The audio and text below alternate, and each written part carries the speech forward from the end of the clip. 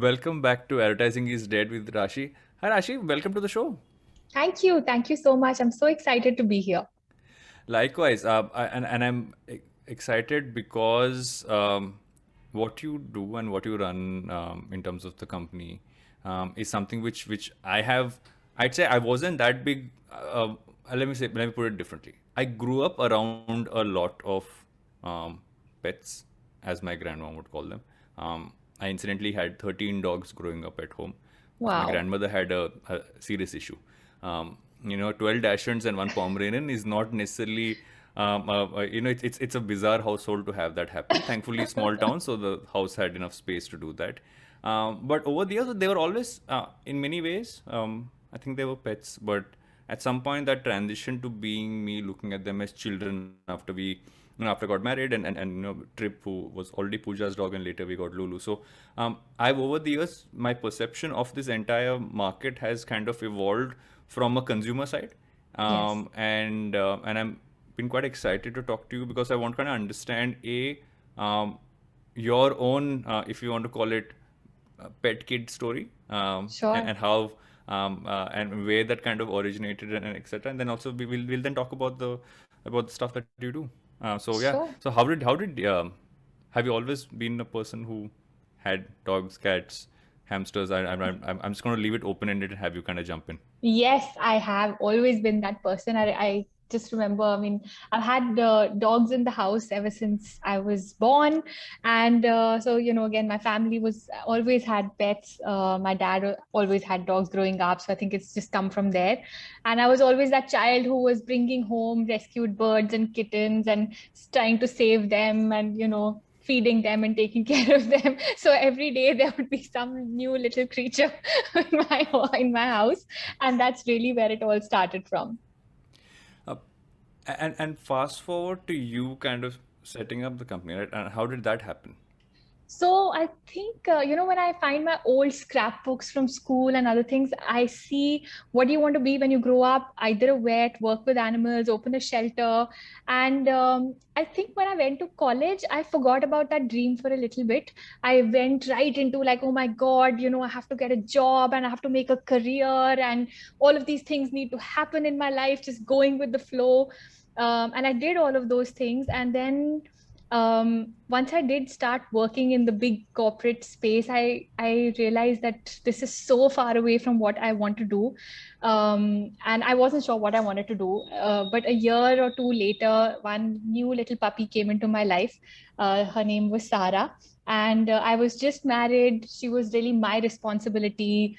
For the first time, unlike previously where all our dogs had been shared responsibilities in a big joint family. And I think that that's really what changed it, because whenever I was out, trying to get something for her, there was just nothing I could find. And this was now 13 years ago, where it was very different to what it looks like now. And I remember on her first birthday, when I went to buy her a birthday present, I actually came back with nothing. And I think that really was that start of the spark where I realized that this is a really big white space. Lots of pet parents like myself may want something, and that's just the start. That was how it started. You know the term pet parent. I don't think that was a popular term even like a decade beyond a decade ago, right? Because Wasn't. one of my popular stories to tell around this is that when we had Trip and my mother would kind of come and visit and see how we are with him. She would most times kind of go back home and want to kind of get him something, almost like she's seeing that we are treating him like a kid, and she would walk into a pet store, and this is obviously like what 7 odd years ago, and you would find food, and you'd find collars, and you'd Yes. find stuff to tie up a dog with to those Correct. collars, which is predominantly. I don't think people looked at it as something wrong. You'd obviously let your dogs play and you let them do all that stuff, but over time, this perception of saying I am a and I think it's now become a thing, right? Do you, whenever someone says I'm a dog owner, you turn around and say no, you're a dog, you're a pet parent. Yes. Um, what's your thought on that transition? Right, at some point that transition happened, and that's where this market really opened up. So, how do you think this transition happened? Well, I have to tell you that at the start of my journey in 2008, there were mostly pet owners. If I were to really look at the market from a balcony view, and everybody spoke like that, and even the training world trained like that, that you have to be a dominant force and dominant authority, and your dog has to listen to you, and you have to be the stronger one, and everything was coming from that perspective. And I was telling you when we chatted last that I've seen the transition of all these hundreds and thousands of dogs being tied up at the gate or being used primarily for guarding purposes to moving into people's homes and then into their beds. And I honestly love that transition, So I think that I've seen it, and we started using that word at Heads Up for Tails many years ago, because I was coming from that space of being a pet parent and really having to look after this little furry ball of fur. And I'm not sure where it happened, but I think it started to come up a lot. And I think that all the new wave of people who were in that canine world of nutritionists, behaviorists, and then even people who were bringing home their pets. I saw that shift happen. There was a huge growth of small dog population, which are primarily companion dogs, as compared to the larger dogs which are being used for sort of guarding purposes and all of that. So I think there's lots of these little things that have influenced this transition, including moving to nuclear families. Lots of nuclear families have come up. A lot of people are postponing having children.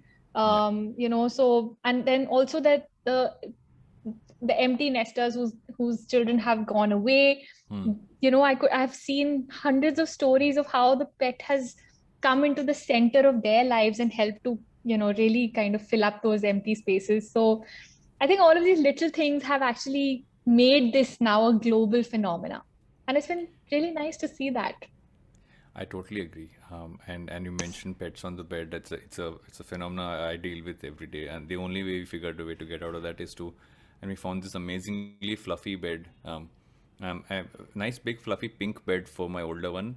And we initially thought, okay, when and Trip is generally like he's a boy dog, in the most classical sense of the word, likes like rough play and everything else, and because it's nice fluffy pink bed and he loves it, like he doesn't leave that bed. Sweet. And the other one is on the bed, but that transition, right, is interesting because it also does two things. One is, as people, it makes us look at animals who've been our companions for so long in a very different light, and then from a business perspective, it not just, I don't want to call it opening up opportunities of verticals of business, but really saying you can actually turn around and say, okay, when there are now multiple verticals that you need to fill in for, because people need these things. Yes. So when you went about setting up Heads Up for Tails, how did that initially kick off, and then how did this kind of scale up?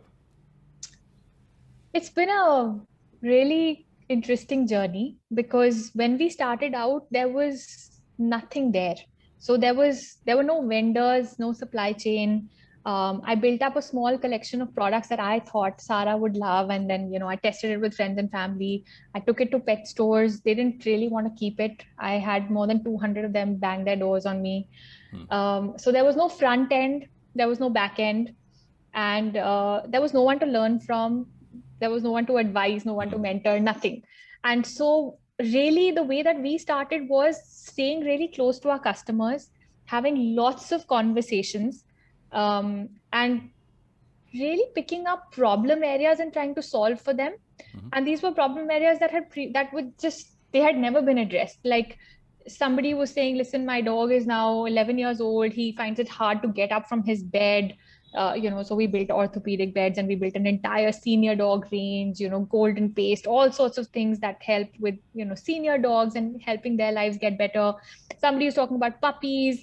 Somebody's talking about their doggies' ears being too long and, getting dirty every time they were eating a meal. So, we designed bowls that were functional and suitable to situations like that. And all of our product portfolio has just been building through these conversations. And nobody's going to say, hey, I need this. But, just discussing those problem areas and helping to find alternative solutions has been challenging, but also it's just so satisfying, because when you know you've been able to make that tiny difference, and help a person connect better with their pet, or just help a pet's life become more comfortable. That's just how we've grown it. There was really never a plan, Varun. There was no like, that this is how we're going to do it. For the longest time, there was not even the market. Forget the front end and the back end, but there was no awareness. People would say, when I used to talk to them, what do you feed your dogs? Oh, rajma chawal, puri, aloo parathi, literally doodh roti, I have an that. uncle who has given his dog takeaway Chinese food, and I've looked at him in horror even before I became a pet parent. So, and he claimed that no, he's my dog. He eats what I eat, and I'm like, that's Right.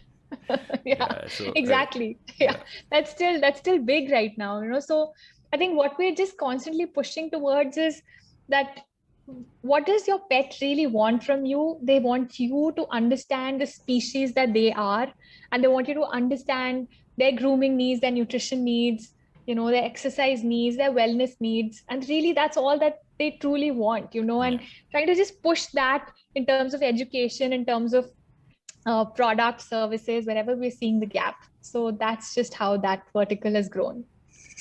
So would you then say that e-com kind of really changed the game for you in terms of scaling up? Yes, it did.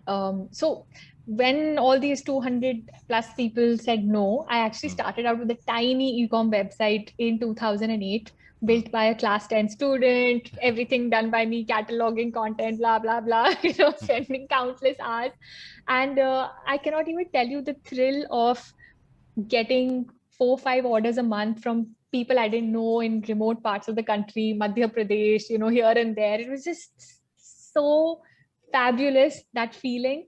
And then a year after I started Heads Up for Tails, I moved to Singapore. My mm, husband got transferred with work. So we were there for the next 7 years, when I was just trying to bootstrap and just hold this piece together remotely, which was crazy, but mm. I knew I had to do it. So you're And experienced with remote working then, in that sense yes. of the word. Oh, yes. But that time it was just me and maybe three other people. So, very different from now. But the vision has always been there, tiny. But I think last year we really were able to focus on it, and realize that it is such a powerful medium, because I think all these years we were relentlessly building out our store network to build that awareness, like, Mm, because that wasn't there. We wanted people to come into our stores, say, listen, can I have a bag of dog food? And then be able to showcase to them the entire collection that we actually have, which mm, may mm, not be as discoverable, or even if it is on a website, you're not able to really talk to people, ask them questions, plug it in with a solution. mm. So, but last year, I think that shifted, and it has been really exciting to grow that piece and now ship, hundreds of orders every day across the country. That's an interesting point, right? I think especially for categories like pet parents, or even parents, right? Some time back had Mansi Zaveri on. We were discussing the entire discovery based platforms, and how focus on kids and child, and everything around kids and parents. Um, is that sense of community almost builds needs which you sometimes don't even know are a product requirement. In some cases, like you mentioned the senior dogs piece, right? I would not think that would be a requirement, but it came from Yes. a consumer, so we kind of build that out. And I'm sure there's so many of that. So if you kind of look at especially the last, like, what, 3-4 years, what have you kind of learned from your consumers about something which you never thought those would be stuff that you would build out? But what have you, how have you seen the consumer evolve, but also, like, what have you kind of learned from them? I I've learned that, people want to be able to integrate pets into all aspects of their life, and if we're able to enable that through better education in some ways, like if you have a really well trained dog, they can go with you everywhere, to a restaurant here and there. People want to be able to do that. And I think a lot of our product lines have come from that. For example, the wedding collection, so many people have said, my dog has to be at my wedding. Can you actually make a bow tie that matches my lehenga, or a tuxedo, or something, I would something have fun. never thought that would be a thing. I am Exactly. sorry. I had no idea that was a category. Like I am this is me being truly surprised. I would have thought of Yes. something else totally, but I would have thought birthday party, and I've heard of cakes for dogs. Yes. This is like matching my lehenga. It's taking it to a whole different level for me right It now. totally is. It totally is. And honestly, I have been so surprised. Right now we just had a request for, baby shower, and they wanted to do, proposals. I mean, like, people have made the doggies wear, cute proposal messages, and, lots of amazing things. So I think that it's just nice to see how much they want to integrate them in. I Other have a things confession to also. make actually right now Tell here. me. I proposed to Pooja with strip. That's Really? actually, yeah, I'm one of those proposal dog people. Because one of the factors that, so when Pooja and I had just started to see each other, and she'd already had Trip, and Trip was close to a year old. And so the I would say one of the closing factors was the fact that he took to me immediately. And he's not the friendliest of dogs with everybody. He's a little, I'd call him curious to say, okay, I don't necessarily like you, so don't come near me kinds. And so he took to me clearly, very easily. And so when I did propose to her, I had him in one hand and I had the ring in the other, and that's how I proposed to her. So That yes, is I am one of super those people who has sweet. done that. That So is super proposal I get, which sweet. is why I was surprised about the lehenga. I'm like, I've done that like impromptu, but people have actually thought this one through. Oh yes. Oh, for sure. For sure. So yeah, I mean, lots of collections have come up like that. I mean, festivals like, Rakhi.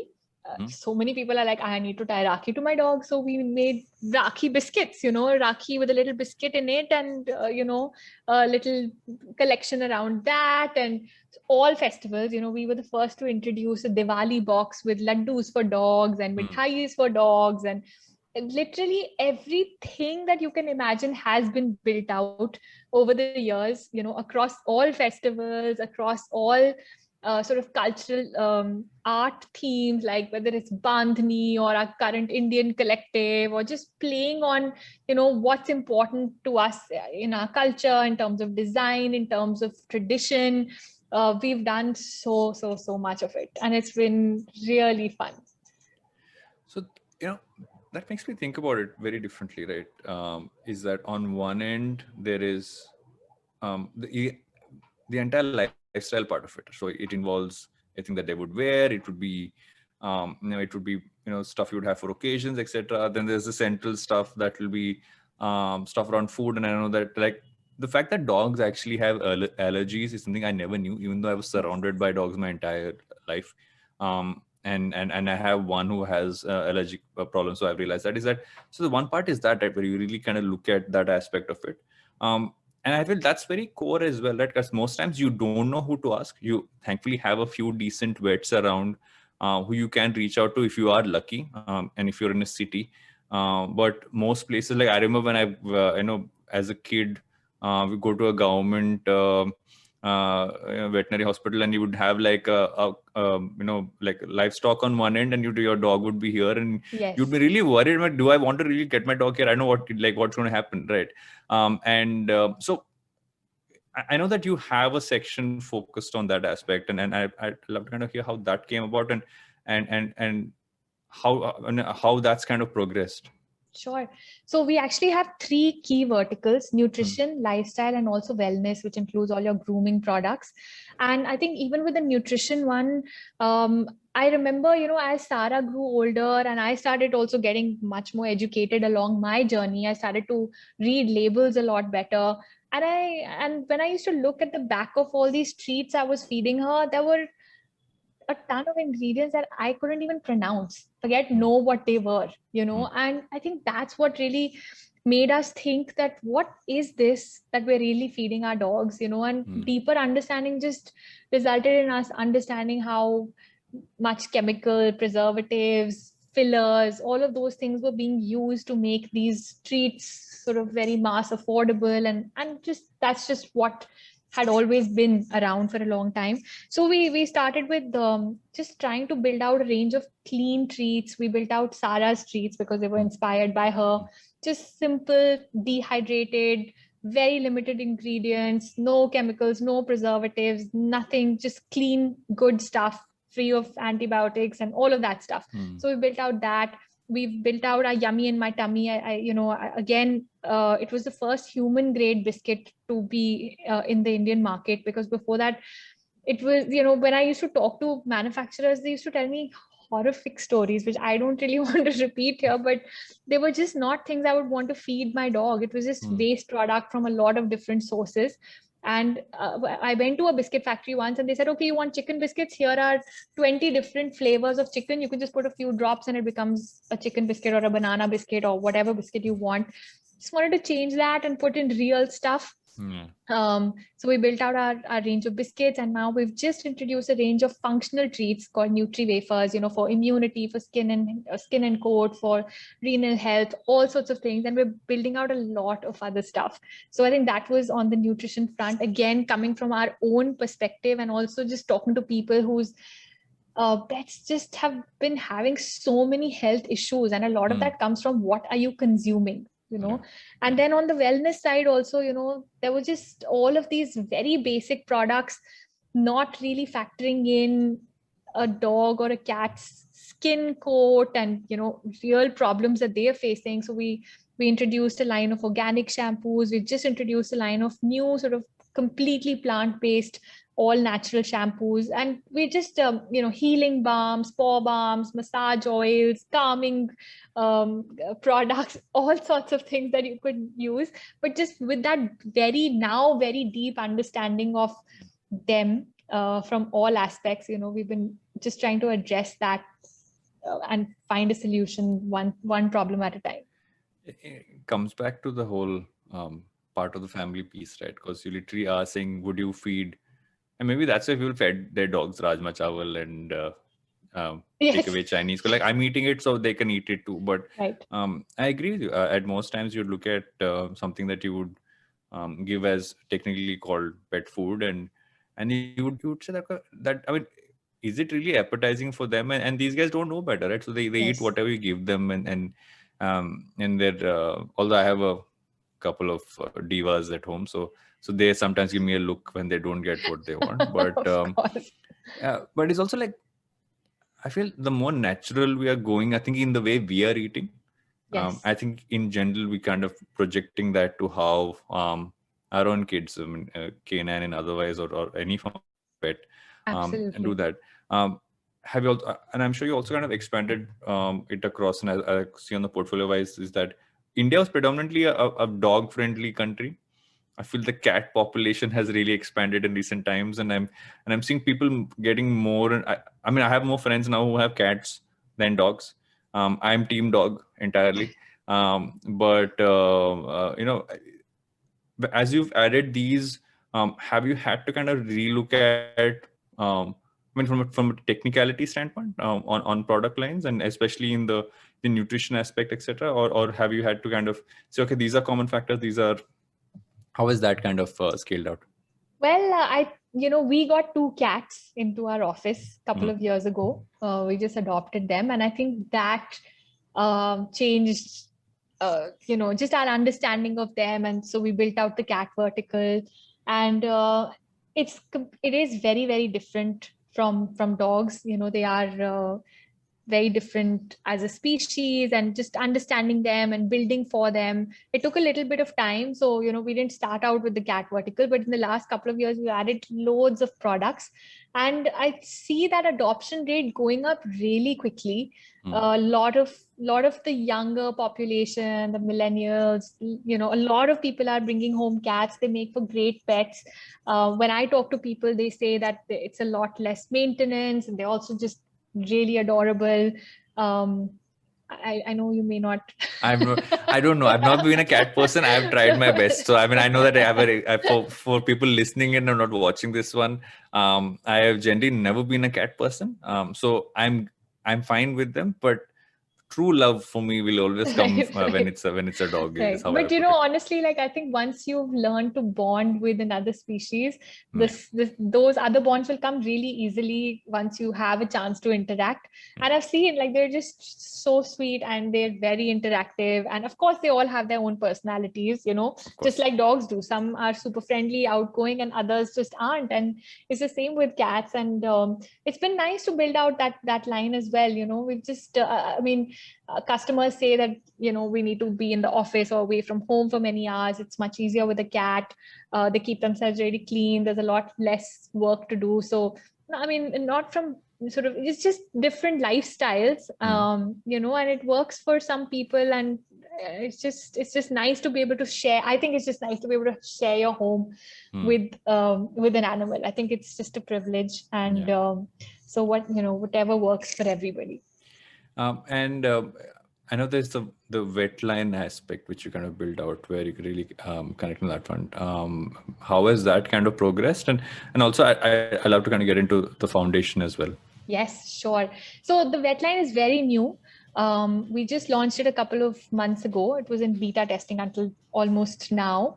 And it's just, with COVID and just with the apprehensions of getting out, and not just that, but just being able to ask questions at any time, when you can't reach a vet necessarily, or, just to have nowhere to go. Something like, okay, my dog has eaten a lizard, he's throwing up, or, it could be so many things. I just took my dog out for a walk, he's cut his paw. It could be so many things that happen late at night, early in the morning. We've just really wanted for people to be able to get answers quickly, and be able to do things that they can do, at the right time. I think could save many, many lives if you're able to get that help at the right time. So we're going to see how it scales up. I really hope that it does well. It's in partnership with the UK company, and it's got both video as well as sort of chat functions. So I hope that, people are able to leverage it and use it well. And so I'll tell you more about it as time goes by. Yeah, so I think telemedicine is a great way to go for this, right? Because most times, when you want to get an appointment to kind of go see a doctor, I mean, now obviously in times like these, it's tricky, but I like the fact that you've said that you can actually kind of get access to some, because I think a lot of the problems they're obviously the serious ones where you have to go see someone. Yes. But a lot of times it's really like random stuff like, why is my dog making a certain choking sound? Yes. They don't seem to have eaten anything. And then most times it ends up being a leftover piece of cauliflower from somewhere, which is the usual culprit, I've realized, or carrot. But it's good to have that as a backup, and I love the fact that you said it's both video and this one, because I think most times you have to show, considering the breeds, there are also so many different aspects to it. We don't realize sometimes, and I think it's important for people to understand, is that you're not just talking about a dog and a cat. You're talking about so many different breeds and so many different kinds, and they each also like two dogs of the same breed will also have very different issues because of how it's like human beings, right? Like it's like saying all human beings need the same medicines. It'll never work that way. Absolutely. I mean, how they've been bred, their DNA, so many things can make a difference. Allergies, and like you said, personalities, so many things are different, and you can't possibly bucket them together. So I hope this is going to help a couple of people out there who need it. And I'd love to hear about the foundation, because I think that's actually a core part. Right? We see so many, pets who don't necessarily have a home, and I'd love to kind of know from you what you're doing, because I know I've seen that movement really scale up over time. That people are genuinely trying to. The word adopt a pet has been something that I feel is more recent. Buy used to be a thing. Or I mean, I've actually heard people say like, it's almost like "kahan se liya" type. Like that was literally the thing. And now it's become adoption. It's being okay. Someone had a pup and you're getting it. And I'm not saying breeders is a wrong way to go. I'm feeling that transactionality of it is something which is kind of going away. And as long as it's a legit breeder who's not, they aren't as many legit breeders out there. Exactly. And yeah, that's there's just a handful. Yeah, there's just a handful. I think the foundation is just very, very special to me. And I think to the company, because we've always, ever since we started, we've been trying to help out in so many ways that we possibly could, in providing support to partner shelters and talking about adoption, fostering, how you can help. And I think, 2 years ago, we just set it up to just make it more legit and actually have proper goals than kind of seeing what comes by, or, just didn't want to keep it so fluid. So what I think what we really want to do through the foundation is change mindsets. And we believe that you can change mindsets via education, because when you start to understand something, you start to care about it. And only when you start caring do you do something about it. So that's the real big crux of what we want to do. And of course, in addition, we're doing heaps of other stuff like adoption drives at our stores, sterilizations, vaccinations, with like anti-rabies and other things. Lots of feeding drives, reflective collar drives across the country, because if the dog has a collar, a lot of them get hit at night with cars because they can't see them. So lots and lots of initiatives like that. But really, I know that if we're able to educate more people, that movement can become so much bigger than the 1111 that we're currently doing. And it's unfortunate because we had started to go out into schools and really do workshops, and all of that has come to an end. And it's been hard to replicate, but we're doing whatever we can through other digital platforms to just help to change that perspective. That okay, I mean, the real message that we want to give is that those animals are stray because of us. They're not, I mean, this is their home too, as much as it's ours. And just because we built our home, this colony and this area doesn't really become ours. And from historical times, man and animal have lived together very closely, right? And we were a strong bond, and then we just moved into our homes and into just our own bubbles and sort of left them out. And that bond that is very special is now sort of hanging by a thread. And we just want to remind people of that and see how they could live with more compassion, with more empathy, and everybody can do something. That's actually the exact way it needs to be. I think when you mentioned kids, I was thinking about, right, is that if we teach kids to be empathetic with animals around them, you're also kind of educating them to be empathetic with people. I feel that actually it feeds that way, right? And Absolutely. Like I have a kid who's grown up with 2 dogs around her from the time she's come home. And so for her, it's natural to be a certain way with animals, right? She's not necessarily, she's not going to shove them around. She's not treating them like they're things. She knows, she literally calls them brother, sister. So it's that relationship. And I think at some point, if you scale that up, you bring, because animals teach you empathy more than anybody else, right? They literally are selfless in just like love and everything else. And it helps project that out. And you mentioned education, which I want to come to. How much of your job is actually educating people? Because most times people might, and while there's one set who are aware as consumers, there's obviously another set who you have to tell them, no, I mean, this is an option you should try. How much of your job has been that? Well, there's of course a huge mix of lots of things, but I think we just want to relentlessly keep talking about the same message, that is that, we have to coexist for everybody's benefit. And it's not easy. There are lots of people who shut us out. There are lots of people who think of all our beautiful streeties as a huge menace. They're afraid of them, right? But that's what we want to change. We want to say, here's why you don't need to be afraid of them. Here's how you can read their body language, understand them. You'll understand what they're saying. When are they showing you calming signals? When are they showing signs of stress? When are you freaking them out and they may attack? We just want to be able to go out there and say, here's what you need to know. Now that you understand it, you don't have to be afraid anymore. We were going into sort of schools and talking to children from, say, slum areas and all, where they're so afraid of dogs because of rabies that when they see one, they pick up a stone and hit. Now how do you change that? You change that by doing a vaccination drive in that area, so the doggies are have their injections. You're talking to the children about how, I mean, we've taken therapy dogs into those areas, and the reactions of when they can actually interact with the dog without being scared are just heartwarming to a different level. And you mentioned about empathy. I mean, really, that's truly how we feel. I mean, like, we believe that when you have the privilege of sharing your life with a pet, you become a better version of yourself. Child or adult, doesn't matter. You just do, because they always see the nicest side of you, right? And they bring out so much compassion, so much empathy, so much, they make you become kind. And we believe that the world can literally become a better place if I totally everybody. agree with you on that front. I'm with you on this entirely. Uh, so when we kind of look at the future in terms of where this entire where the business is kind of moving towards, etc., are there specific areas you're focusing on, just from a growth perspective, from and where you're seeing consumers kind of go as well?